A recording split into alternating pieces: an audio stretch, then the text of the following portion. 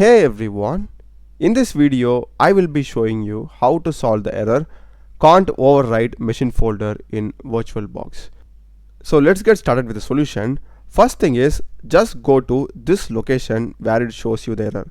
So if you can't read that folder, you need to just expand this, okay? Just make sure that you're expanding that and you'll be getting that folder or the folder that you have specified over here in the hard disk. So in my case it is local disk D default VB. So I'll just go to my local disk D and it's going to be here default VB. So I am trying to create a new virtual machine for Windows 11. So I will just delete these two Windows 11 folder that I'm having over here. I'll just delete these. That's it. I'm not having Windows 11 now.